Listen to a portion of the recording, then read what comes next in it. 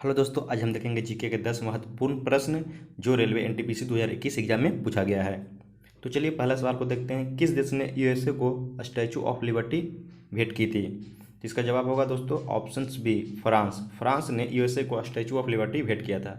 लेकिन भेंट करने की क्या वजह था, क्यों फ्रांस ने स्टैचू ऑफ लिबर्टी फ्रांस को दिया था? तो इसकी वजह था कि यूएसए भी हमारे भारत की तरह ही अंग्रेज का गुलाम था। जिस तरह से ब्रिटेन ने भारत पर राज किया, उसी तरह से ब्रिटेन ने यूएसए पर भी राज किया था। तो फ्रांस ने यूएसए को आज़ादी दिलाने में महत्वपूर्ण भूमिका निभाया था। और जब वो आज़ाद हो गया था तो उस खुशी में फ्रांस ने अमेरिका को स्टैचू ऑफ लिबर्टी भेंट किया था। और यदि बता दूं कि स्टैचू ऑफ लिबर्टी कभी दुनिया का सबसे ऊंचा मूर्ति हुआ करता था, लेकिन अभी कौन है? हमारे भारत का सरदार पटेल की मूर्ति, जो कहाँ? गुजरात केवड़िया में है। और सरदार पटेल की मूर्ति की ऊंचाई कितनी है दोस्तों? तो 182 मीटर। लेकिन बात यहाँ अमेरिका का हो रहा है, तो चलिए अमेरिका की बात कर लेते हैं। अमेरिका का आज़ादी जो मिला था वो मिला था 4 जुलाई 1776 ईस्वी को। और अमेरिका जो प्रथम प्रेसिडेंट बने थे वो कौन बने थे? George Washington. सवाल नंबर 2 देखते हैं। एशियन गेम्स में स्वर्ण पदक जीतने वाली पहली भारतीय महिला कौन थी? तो एशियन गेम्स होते हैं, उसमें पहला वर्ष स्वर्ण पदक जो एक महिला जीती थी, जो भारतीय थी, उसका नाम हमें बताना है। तो वो थी ऑप्शन सी, कमलजीत संधू ने।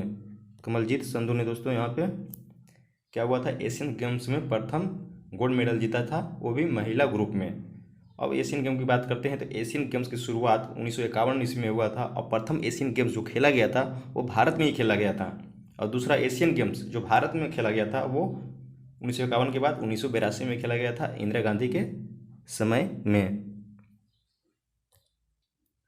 सवाल नंबर 3 देखते हैं। रविंद्रनाथ टैगोर को किस वर्ष में नोबेल पुरस्कार से सम्मानित किया गया था? तो रविंद्रनाथ टैगोर को जो नोबेल पुरस्कार मिला था साहित्य के लिए, वो 1913 में मिला था। कब मिला था?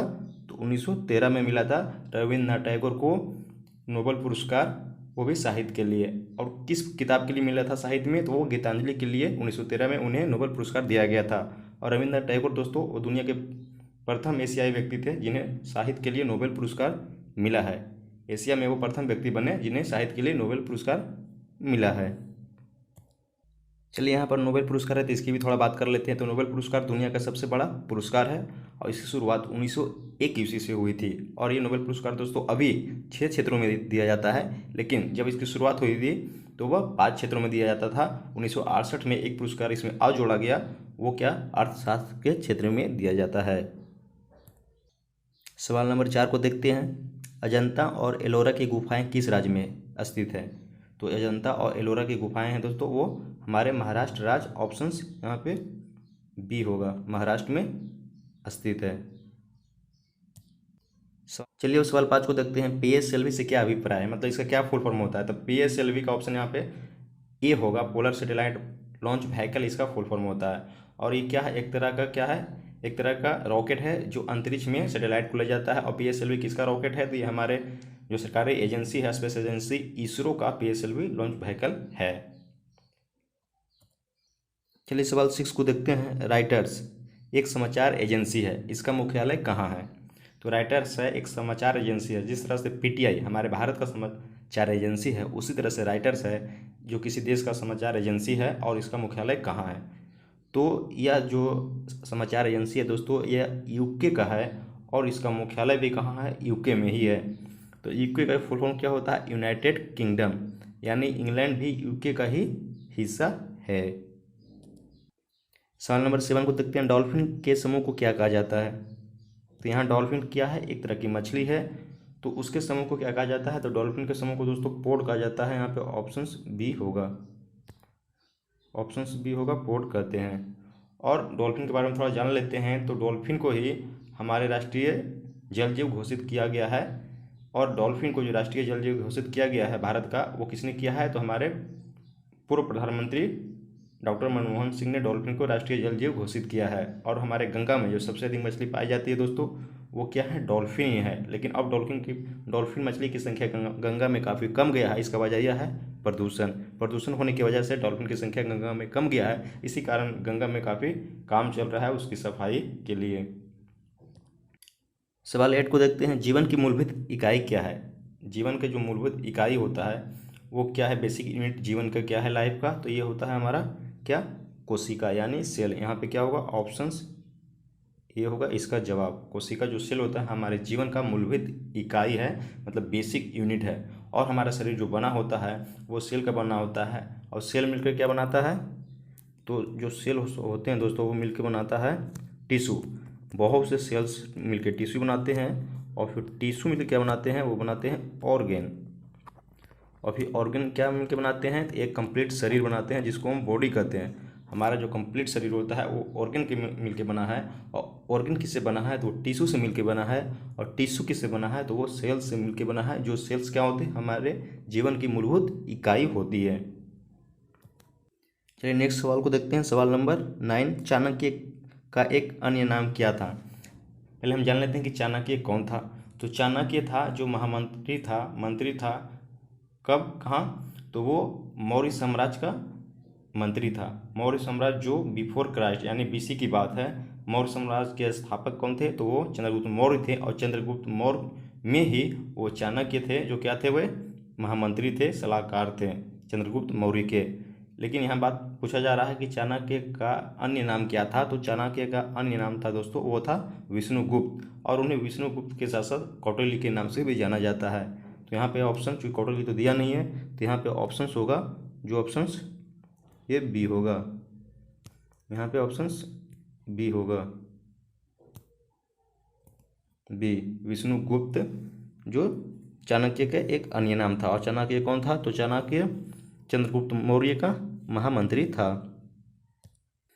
चलिए अंतिम सवाल को देखते हैं। सवाल नंबर 10 को देखते हैं, क्या है, निम्नलिखित नदियों में से कौन सी नदी पश्चिमी घाट से निकलती है।